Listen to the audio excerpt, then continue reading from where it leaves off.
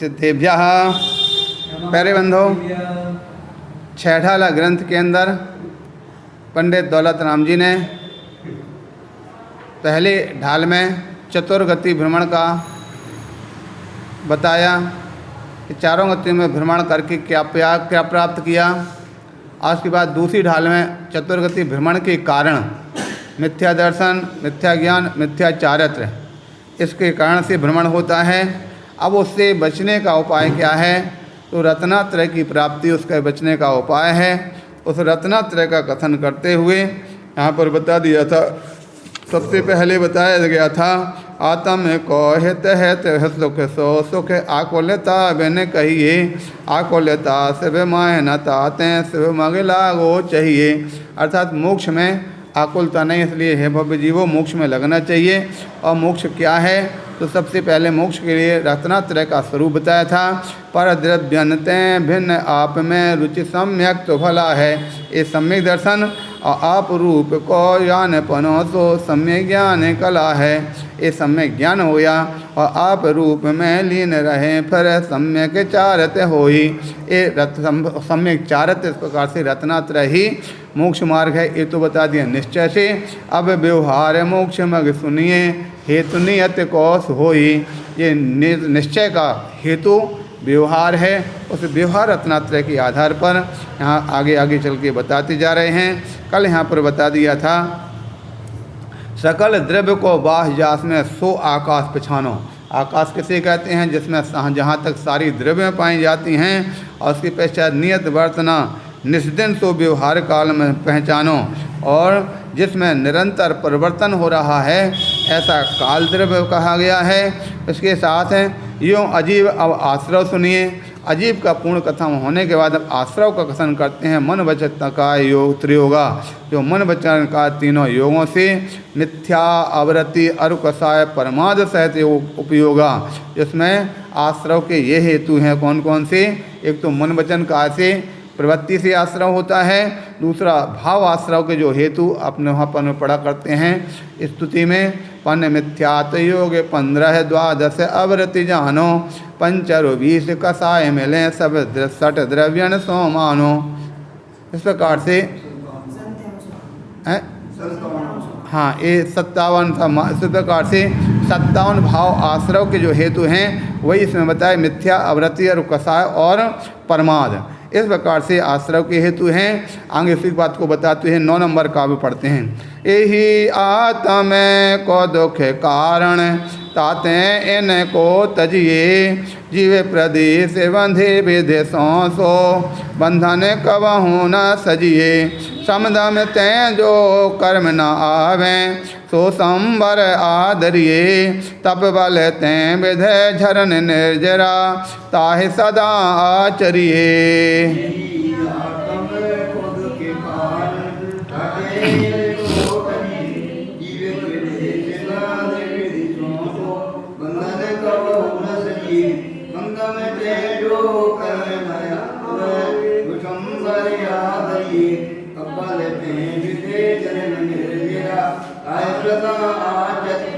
अब कितना सुंदर व्याख्यान करते हुए बता रहे हैं, यही आत्म को दुख कारण। अगर आत्मा के लिए सबसे बड़े दुख के कारण है तो क्या हैं? ये आश्रव जो हेतु बताए हैं, ये आश्रव के हेतु सबसे बड़े दुख के कारण हैं। इसलिए इन कारणों से बचना। कौन से कारणों से? पहले तो मन वचन काय की जो चेष्टाएं हैं उनसे, दूसरा मिथ्यात से, अवरति से, प्रमाद और कषायों से बचना है। ये सबसे बड़े दुख के कारण हैं। और ताते इनसे को तजिए, जीव प्रदेश बंधे विधसों सो बंधन कबहू न तजिए। जैसे जैसे कर्म आश्रव होता है तो आत्मा के प्रत्येक प्रदेश में ये आश्रव होकर के कर्म बंधते हैं, इसलिए बंधन कबहू न सजिए। हे भव्य जीव, बंधन का कभी भी नहीं करना, ऐसा कार्य करना जिससे बंधन ना होवे। आगे कहते हैं समदम तें जो कर्म न आवे, समता से और दम से नहीं, दमन से। समता भाव धारण करना, कषायों को समन करना और इंद्रियों का दमन करना। सम दम तें जो कर्म न आवे, समन और दमन से कभी कर्म आते नहीं हैं। सो संवर आदरिए, इसलिए संवर का धारण करो, संवर करना चाहिए। इसलिए सबसे ज़्यादा उपयोगी अगर है तो समता भाव धारण करना और इंद्रियों का दमन करना।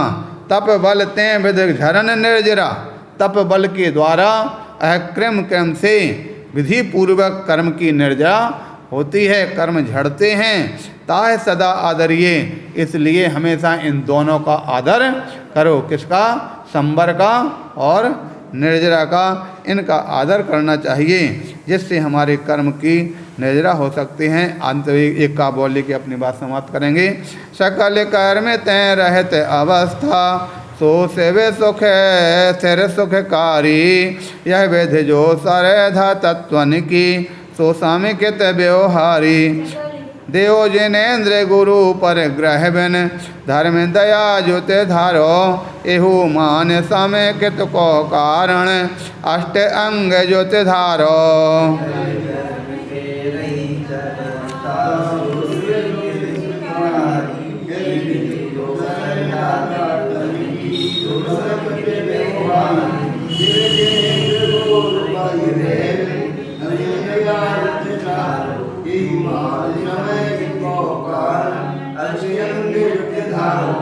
हाँ, कहते हैं सकल कर्म से रहत अवस्था, सो शिव स्थिर सुखकारी। संपूर्ण कर्म से जो रहत अवस्था है सो शिव है, वो शिव कहा, मोक्ष कहा। स्थिर सुखकारी, तो स्थिर सुखों को देने वाला। मोक्ष में जो सुख हो तो कैसे हैं? स्थिर सुख हैं। यह विधि जो श्रद्धा तत्वन की, इस प्रकार से 7 तत्वों का यहाँ पर व्याख्यान कर दिया। इन 7 तत्वों की जो श्रद्धा है सो समकृत व्यवहारी, इसको व्यवहार सम्यक तो जानो। इस प्रकार से व्यवहार सम्यक का पूरा व्याख्यान इतने ने काव्यों के आधार पर बता दिया। अब आगे बताते हैं देव जिनेन्द्र गुरु परिग्रह बिन। देव कौन से? जिनेन्द्र भगवान। गुरु कौन से? परिग्रह से रहित। और धर्म दयाजुत, धर्म कौन सा? दया से सहित अथवा